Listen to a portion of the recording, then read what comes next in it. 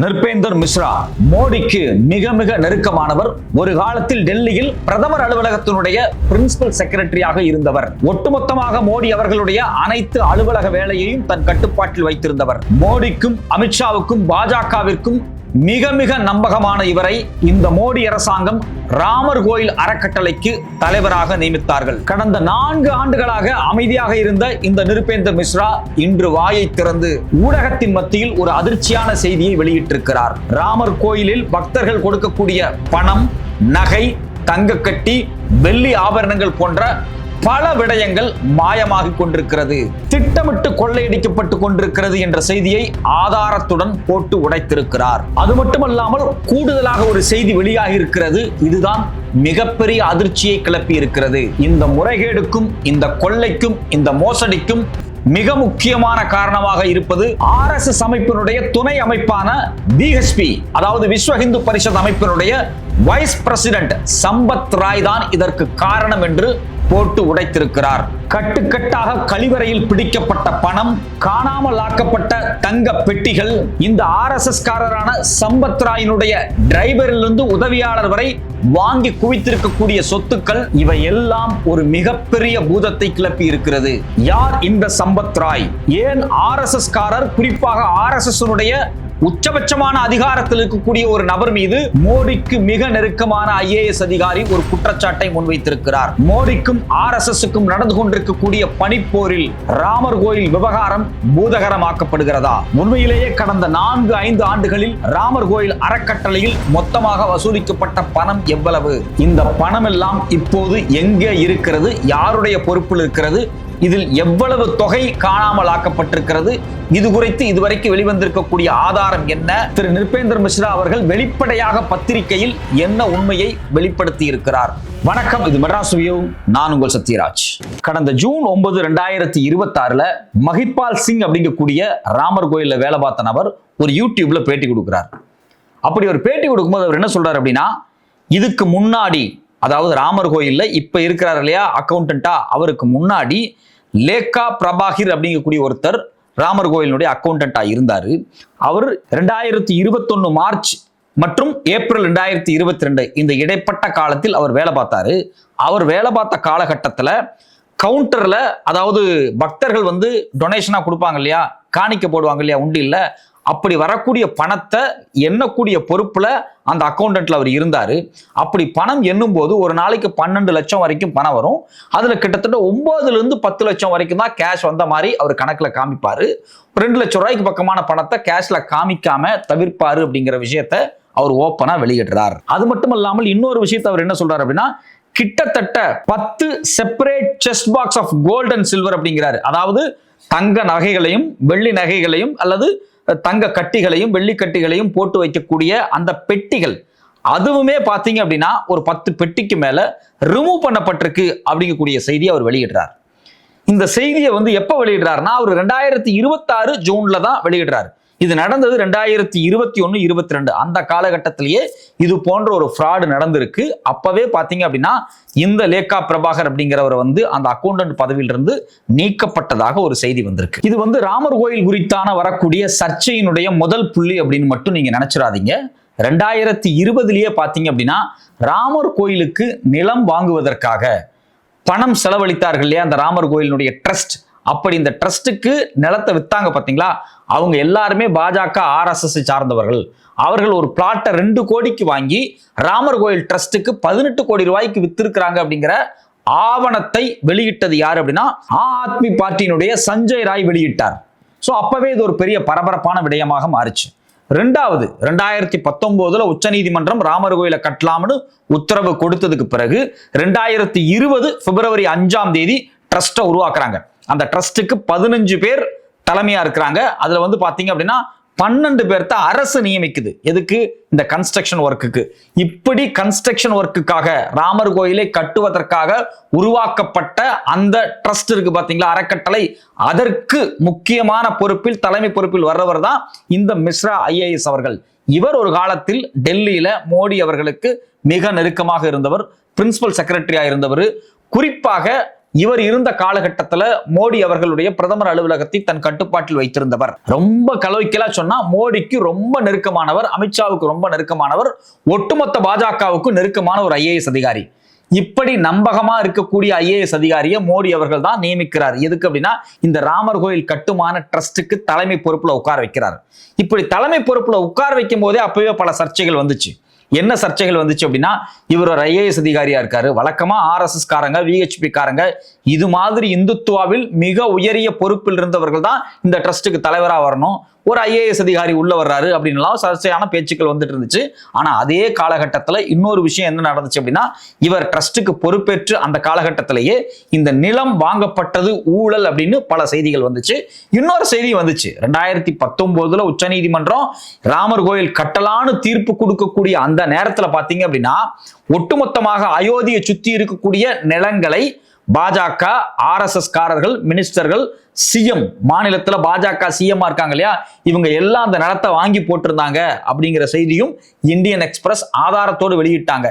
யார் யார் பேர்ல எவ்வளவு நிலத்தை பதிவு பண்ணியிருக்கிறாங்க ஆதாரத்தை வெளியிட்டாங்க. சோ இப்ப சாமானிய எளிய ஏழை இந்துக்களுக்கு தான் ராமர் கோயில் புனிதமானது, அங்கு ராமர் இருக்கிறார், நாம் வழிபட போகணும் அப்படிங்கக்கூடிய பக்தியை போதிக்கிறாங்க.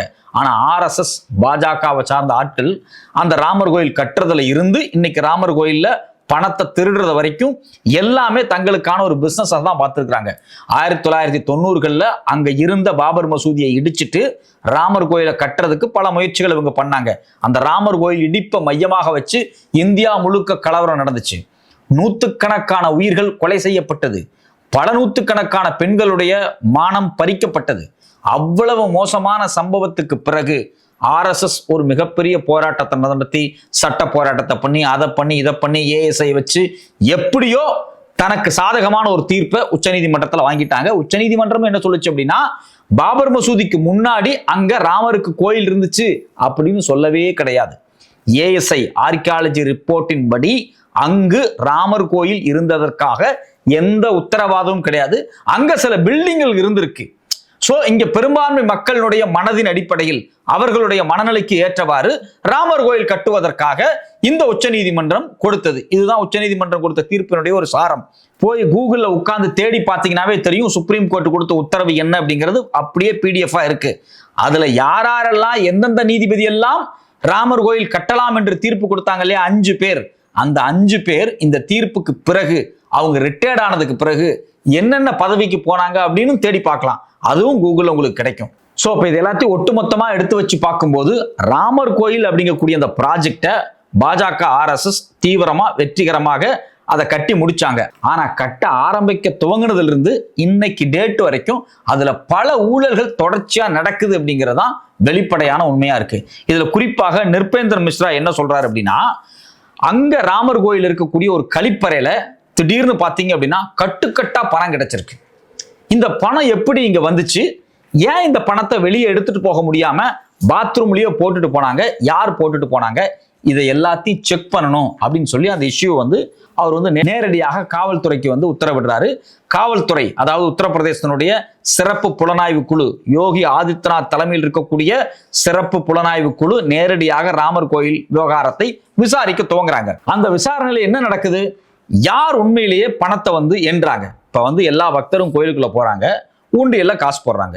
என்ன ப்ராசஸ், அந்த உண்டியல்ல காசு போடக்கூடிய விஷயம் இருக்கு பாத்தீங்களா, இதை எல்லாத்தையும் எடுத்து கொண்டு எண்ணுவதற்கு ஒரு தனியான சேம்பர் இருக்கு. அதுக்கு பேர் என்ன சொல்லுவாங்க அப்படின்னா சீக்ரெட் கவுண்டிங் சேம்பர்னு சொல்லுவாங்க.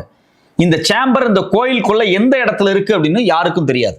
அந்த கோயிலினுடைய ட்ரஸ்ட்ல இருக்கக்கூடியவங்களுக்கு மட்டும்தான் தெரியும். ஸோ அப்ப அந்த சேம்பருக்கு அந்த பணம் வருது. அந்த பணத்தை எண்ணுறதுல 24 பேர் இருக்கிறாங்க. அந்த 24 பேரும் ஆர்எஸ்எஸ் காரர்கள், ஏதோ ஒரு வகையில் ஆர்எஸ்எஸ் தொடர்புடையவர்கள். இதுல குறிப்பா பாத்தீங்க அப்படின்னா இந்த எண்ணக்கூடிய ப்ராசஸ்ல எஸ்பிஐ பேங்க்குக்கும் ஒரு ரோல் இருக்கு. அந்த அயோத்தியால ஒரு எஸ்பிஐ பேங்க் பிரான்ச் இருக்கு. அதனுடைய முக்கியமான ஸ்டாஃப்ஸும் இந்த என்ற ப்ராசஸ்ல ஈடுபடணும் அப்படிங்கறதுதான் ஒரு அக்ரிமெண்ட். அந்த அக்ரிமெண்ட்டே ஃபாலோ பண்ணப்படலை அப்படின்னு திரு மிஸ்ரா அவர்கள் வெளிப்படையாக பத்திரிகையில பேட்டி கொடுத்திருக்கிறார். அவர் பாத்தீங்க அப்படின்னா என்டிடிவிக்கு பேட்டி கொடுத்திருக்கிறாரு, ஏபிவிபி நியூஸுக்கு பேட்டி கொடுத்திருக்கிறாரு, பாரத் வர்ஸ் டிவி 9க்கு பேட்டி கொடுத்திருக்கிறாரு. இந்த 3 பேட்டி நீங்க எடுத்து பாருங்க. அப்பட்டமாக போட்டு உடைச்சிருக்கிறார். இது பகல் கொள்ளை, அங்க ஒரு மிகப்பெரிய கொள்ளை நடந்திருக்கு அப்படிங்கிறாரு. அது மட்டும் இல்லாம இந்த ட்ரஸ்ட்ல பாத்தீங்க அப்படின்னா ப்ராப்பரா ரெக்கார்டே இல்ல, நோ ரெக்கார்ட்ஸ். எஸ்பிஐயும் இதை ஃபாலோ பண்ணல, எஸ்பிஐ இதுல தோத்து போயிருக்கு. கவுண்டிங்ல இருந்து கவுண்டிங்கை மானிட்டர் பண்ற வரைக்கும் எஸ்பிஐனுடைய, அதாவது ஸ்டேட் பேங்கினுடைய அபிஷியல்ஸ் ஈடுபட்டிருக்கணும், அவங்க யாருமே ஈடுபடலை அப்படிங்கறத வெளிப்படையா போட்டு உடைச்சிருக்கிறார். அது மட்டும் இல்லாம ஒட்டுமொத்தமாக அந்த கோயில்ல வசூல் பண்ணக்கூடிய டொனேஷன், இதை கவுண்ட் பண்றது, இதை திருப்பி கொண்டு பேங்க்ல டெபாசிட் பண்றது, இது எல்லாமே சிசிடிவி ஃபுட்டேஜுக்கு உட்பட்டது. இந்த சிசிடிவி ஃபுட்டேஜ் ப்ராப்பரா இல்லை அப்படிங்கிறாங்க. இப்ப எஸ்ஐடி இதை விசாரிக்கலாம் நாங்க போனா அவங்களே என்ன சொல்றாங்க அப்படின்னா, சிசிடிவி எல்லாம் 45 நாள்ல அதே டெலிட் ஆயிரும், ஏன்னா ஓவர் ரைட் ஆகிட்டே இருக்கும், நாங்க வந்து அதை ஸ்டோர் பண்ணியெல்லாம் வைக்கிறது இல்லை அப்படின்னு சொல்லி ஒரு மிகப்பெரிய குண்டை தூக்கி போட்டிருக்காங்க. போலீஸ் அதிகாரிகள் கிட்டத்தட்ட 3 முக்கியமான போலீஸ் அதிகாரிகள் நேரடியாக இதை விசாரிக்கலான்னு போறாங்க. அவங்களுக்கு அங்க ஒரு மிகப்பெரிய அதிர்ச்சியே காத்துக்கிட்டு இருந்திருக்கு. விஜய் விஸ்வந்த் பண்டே ஐஏஎஸ் அப்படிங்கக்கூடிய டெப்டி கமிஷனரும் சரி, கிரண் எஸ் ஐபிஎஸ் அவரு இன்ஸ்பெக்டர் ஜெனரல் ஆஃப் போலீஸ், இது இல்லாம நீல் ரத்தன் சொல்லக்கூடிய ஸ்பெஷல் செக்ரட்டரி பினான்ஸ் டிபார்ட்மெண்ட், இவங்க 3 பேர் தான் பாத்தீங்க அப்படின்னா இந்த விசாரணையை நடத்திட்டு இருக்காங்க. இவங்களுக்கே ஒரு மிகப்பெரிய அதிர்ச்சியா இருந்திருக்கு. என்னடா அது, இதுல வந்து எந்த சிசிடிவி காட்சிகளுமே இல்லை, இதெல்லாம் இல்லாம எப்படி இந்த விசாரணை நடத்துறது அப்படிங்கறத வந்து வெளிப்படையா அவர் வந்து கேட்கிறாரு. இதுல குறிப்பாக இந்த நிர்பேந்தர் மிஸ்ரா, மோடியினுடைய நம்பகத்திற்குரிய அந்த ஐஏஎஸ் அதிகாரி, இந்த ராமர் கோயில் கட்டுமானத்தினுடைய அந்த ட்ரஸ்டினுடைய பொறுப்பாளராக தலைவராக இருந்தவர், இவர் யாரை மென்ஷன் பண்ணி இல்ல இவருடைய தரப்பு யாரை குற்றம் சொல்றாங்க அப்படின்னா, இந்த ராமர் கோயில் ட்ரஸ்டினுடைய ஜெனரல் செக்ரட்டரி, அவர் வேற யாரும் கிடையாது, ஆர்எஸ்எஸ் அமைப்பினுடைய பிஹெச்பி, அதாவது விஸ்வ இந்து பரிஷத் கிளை இருக்கு பாத்தீங்களா, அதனுடைய வைஸ் பிரசிடென்டான சம்பத் ராய். இது ஏன் அவர் சொல்றாங்க அப்படின்னா, சம்பத் ராயினுடைய டிரைவர், அவர் பேர் பாத்தீங்கன்னா டின்னு யாதவ், இவர் வந்து கோடிக்கணக்கில் சொத்து வாங்கியிருக்கிறார். அவருடைய தனிப்பட்ட செயலாளராக இருந்தவர், அவரும் கோடிக்கணக்கில் சொத்து வாங்கியிருக்கிறார் அப்படின்னு ஒரு பெரிய பட்டியலே வெளிய வருது. அதுல வந்து இந்த டின்னு ராய் கிட்டத்தட்ட பாத்தீங்கன்னா 50 கோடி ரூபாய்க்கு சொத்து வாங்கியிருக்கிறார். அவர் பாத்தீங்க அப்படின்னா 3 ரெஸ்டாரண்ட் வச்சிருக்கிறாரு, இது இல்லாம 2 ஹோட்டலு, டொயோட்டா ஃபார்ச்சுனர் எஸ்யூவி வாங்கியிருக்கிறாரு. இதையெல்லாம் பார்த்த உடனே தான் எல்லாத்துக்கும் அதிர்ச்சி ஆயிடுச்சு, இந்த லோக்கல்ல இருக்கவங்களுக்கு எல்லாத்துக்கும். இவர் சாதாரணமா அவருக்கு ஒரு டிரைவரா வேலைக்கு போனவர் 4-5 வருஷத்துல இவர் எப்படி 50 கோடி சம்பாரிச்சாரு அப்படிங்கிற கான்ட்ரவர்சி எழுது. அந்த கான்ட்ரவர்சியினூடாக தான் இந்த விசாரணைக்கே வருது. இது மட்டும் இல்லாம லவ்குஷ் மிஸ்ரா அப்படிங்கிறவர், இவர் மேலேயும் அலிகேஷன்ஸ் இருக்கு. கிட்டத்தட்ட 40 லட்சத்துக்கு ஒரு பிளாட் அவர் வந்து வாங்கியிருக்கிறாரு அப்படிங்கிற குற்றச்சாட்டு இவர் மேல வருது. இவருக்கு வெறும் சம்பளம் 18,000 இருந்து 20,000 தான். இவர் பாத்தீங்க அப்படின்னா ஒரு 10 லட்சம் ரூபாயை இவருடைய கபோர்ட்ல மறைச்சு வச்சிருந்திருக்காரு. அதாவது சாணம் இருக்கு பாத்தீங்களா, அந்த கவு டங்க், அந்த சாணத்துக்கு அடியில வச்சு ஒளிச்சு வச்சிருந்திருக்காரு. அது வந்து மாற்றிருக்கு. இவர் என்ன வேலை பார்த்தார் அப்படின்னா, வெறும் கார் மெக்கானிக், கோயில்ல அந்த கோயிலுடைய வாகனங்களை மெயின்டைன் பண்ணக்கூடிய ஒரு கார் மெக்கானிக். இது இல்லாம அன்கல்ப் மிஸ்ரா அப்படிங்கக்கூடிய இன்னொருத்தர் கிட்டத்தட்ட 65 லட்சத்துக்கு அயோத்தியில ஒரு ஃபார்ம் ஹவுஸ் கட்டி இருக்கிறாரு. இவர் யாருன்னு பாத்தீங்க அப்படின்னா, இந்த உண்டியல்ல இருந்து வரக்கூடிய காசை அந்த சீக்ரெட் சேம்பர்ல வச்சு எண்ணுவாங்க இல்லையா, அப்படி கவுண்ட் பண்ணக்கூடியதுல ஒருத்தர். அந்த 24 பேர் கவுண்ட் பண்ணாங்க சொன்னோம் இல்லையா, அதுல ஒரு நபர் இந்த அன்குல்ப் மிஸ்ரா அப்படிங்கிறவர். இது இல்லாம கேடி திவாரி, இவர் வந்து ஆர்னமெண்ட் ரெக்கார்டர் அப்படிங்கிறாங்க. அதாவது நகைகள்லாம் கோயிலுக்கு தானமா போடுவாங்க இல்லையா, அதை ரெக்கார்ட் பண்ணக்கூடியவர். இவர் கிட்டத்தட்ட பாத்தீங்கன்னா 1.5 கோடி ரூபாய்க்கு லேண்ட் வாங்கியிருக்காரு. இவருடைய சொத்து மதிப்பு கிட்டத்தட்ட பாத்தீங்கன்னா 5 கோடி வந்து உயர்ந்திருக்கு அப்படிங்கிறாங்க. இது இல்லாம மனிஷ் யாதவ், இவர் யாருன்னு பாத்தீங்கன்னா ஏற்கனவே நம்ம சொன்னோம் இல்லையா, டிரைவர் டின்னு யாதவ், அந்த ஆர்எஸ்எஸ் பிஹெச்பியினுடைய தலைவரா இருக்கக்கூடிய அந்த முக்கியமான நபர், அந்த சம்பத் ராய், அவருடைய டிரைவர் இருக்காரு பாத்தீங்களா, அந்த டிரைவருடைய மச்சான். இவர் பாத்தீங்கன்னா கிட்டத்தட்ட ஒரு 36 லட்சம் ஒரு வீட்டுல வந்து நகையை வந்து பணத்தை வந்து எடுத்திருக்கிறாங்க. சோ அப்ப இதுல இருந்து என்ன தெரியுது அப்படின்னா, இந்த குறிப்பிட்ட சம்பத் ராய் அப்படிங்கக்கூடிய ஆர்எஸ்எஸ் சார்ந்தவர் அந்த கோயில் நிர்வாகத்திற்கு பொறுப்பாக இருந்திருக்கிறார். அவர் தான் ஜெனரல் செக்ரட்டரி. அவர் தான் கவுண்ட் பண்ணக்கூடிய ஆட்களை, கோயிலுக்கு வேலைக்கு நியமனம் பண்ணக்கூடிய ஸ்டாஃப்ஸை நியமிச்சிருக்கார். அப்ப இவர் என்ன பண்றாரு, ஆர்எஸ்எஸ் காரர்கள் தனக்கு சாதகமான ஆட்களை உள்ள கொண்டு வந்தாரா அப்படிங்கிற கேள்வி வந்திருக்கு. இவர் உள்ள வந்து இவ்வளவு பெரிய கரப்ஷன்ல ஈடுபட்டு இருக்காரா அப்படிங்கிறதா எஸ்ஐடியினுடைய தீவிர விசாரணையாக இருக்கிறது.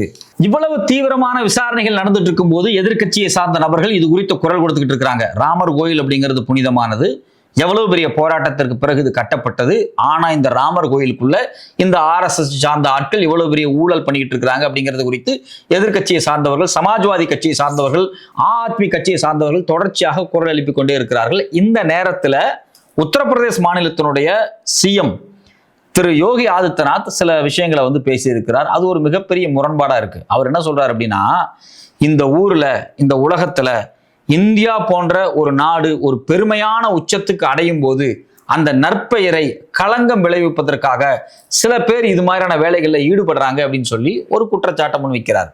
வழக்கமா பார்த்தீங்கன்னா பாஜக அரசாங்கத்தை ஏற்று யாராவது கேள்வி கேட்டாங்க அப்படின்னா அவங்கள வந்து ஆன்டி இண்டியன், அவங்க வந்து உண்மையிலேயே இந்த இந்தியாவுக்கு துரோகம் பண்றாங்க அப்படிங்கிறது வந்து தொடர்ச்சியாக சோசியல் மீடியாலாம் எழுதுவாங்க.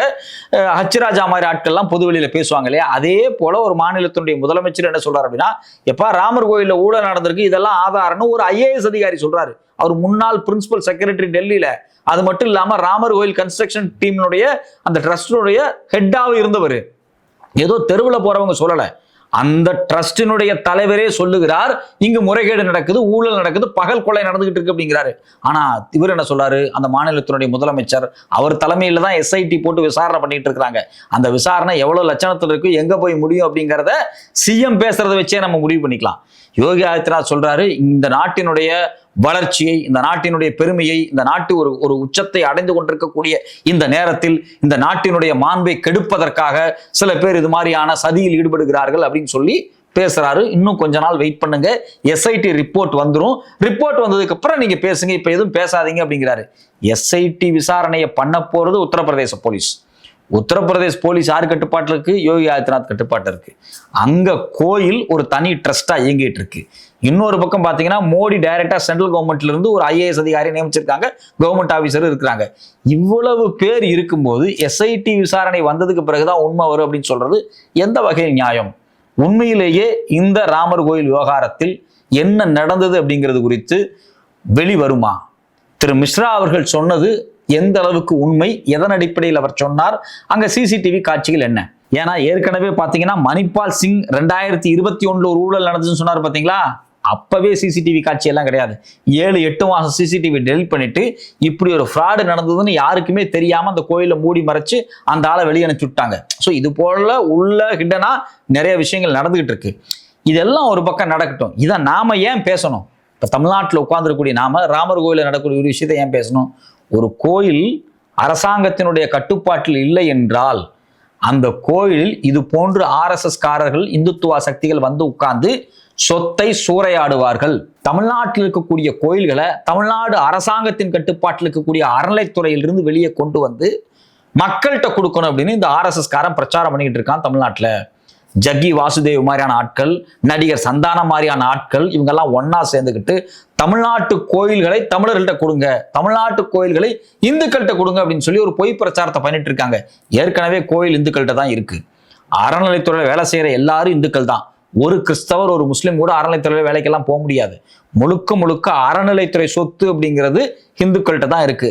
கோயிலுக்கு சொந்தமான நிலம் அப்படிங்கிறதுல இந்துக்கள் தான் பெரும்பாலும் புழக்கத்துல வச்சிருக்கிறாங்க. கடந்த திமுக ஆட்சி காலத்துல கிட்டத்தட்ட 7,000-8,000 கோடிக்கு மதிப்பிலான கோயில் நிலங்களை அபகரித்து வைத்திருந்தவர்களை பிடிச்சு மிரட்டி வழக்கு போட்டு அந்த நிலத்தையெல்லாம் திருப்பி பெற்றிருக்கிறாங்க. இன்னைக்கு ஒட்டுமொத்தமா தமிழ்நாட்டு கோயில் எல்லாமே செழிப்பா இருக்கு அப்படின்னா கடந்த 4-5 ஆண்டுகள்ல அந்த திருடப்பட்ட கோயில் நிலங்கள்லாம் கொண்டு வந்ததுதான் முக்கியமான காரணம். இன்னைக்கு என்ன பண்றாங்க இந்த RSS காரங்க? கடந்த 10 வருஷமா ட்ரை பண்ணாங்க, முடியல. இப்ப சமீபத்துல திரும்பவும் பேச ஆரம்பிச்சிருக்காங்க. என்ன அப்படின்னா, கோயில் எல்லாத்தையும் நீங்க வந்து தனியார்ட்ட கொடுங்க. தனியார்னா அவங்க வேற யாரையும் சொல்ல வரல, இந்த RSS காரங்களை தான் சொல்ல வர்றாங்க. கோயில் வந்து அரசாங்கத்தின் கட்டுப்பாட்டில இருந்து, அறநிலைத்துறையின் கட்டுப்பாட்டில இருந்து மக்கள்கிட்ட கொடுங்க, மக்கள்கிட்ட கொடுங்கன்னு சொல்லுவாங்க. மக்கள்கிட்ட உங்கள்கிட்ட ஏன்ட்டையும் கொடுக்க மாட்டாங்க, RSS காரண்ட கொடுப்பாங்க. RSS காரண்ட கொடுத்தா இன்னைக்கு ராமர் கோயில என்ன நடந்துகிட்டு இருக்கோ அதுதான் நடக்கும். ராமர் கோயிலும் அறநிலைத்துறையை போல மத்திய அரசாங்கத்தின் கட்டுப்பாட்டிலையோ இல்ல உத்தரப்பிரதேச அரசாங்கத்தின் கட்டுப்பாட்டிலையோ நேரடியா அரசு கட்டுப்பாட்டுக்குள்ள போகணும். இதுல RSS காரன், VHP காரன் இவெல்லாம் ட்ரஸ்ட்ல வரக்கூடாது. IAS அதிகாரியின் தலைமையில ஒரு ட்ரஸ்ட் உருவாக்கப்பட்டு அரசாங்கத்தின் நேரடி கட்டுப்பாட்டில் இது இருந்தால் மட்டும்தான் கோயில் சொத்துக்கள் பத்திரமாக இருக்கும், அது மக்களுக்கானதாக இருக்கும். இல்லை என்றால் மக்களுக்கு கொடுங்க அப்படின்னு சொல்லி RSS காரன் ஆட்டையை போட்டு போயிடுவான். அதுக்கு பெஸ்ட் எக்ஸாம்பிள் இந்த ராமர் கோயில் விவகாரம் தான். பொறுத்திருந்து பார்ப்போம். இந்த யோகி ஆதித்யநாத் அரசு இந்த சிறப்பு புலனாய்வு குழு அறிக்கையை சப்மிட் பண்ணும்போது யார் குற்றவாளி அப்படின்னு சொல்ல போறாங்க அப்படின்னு.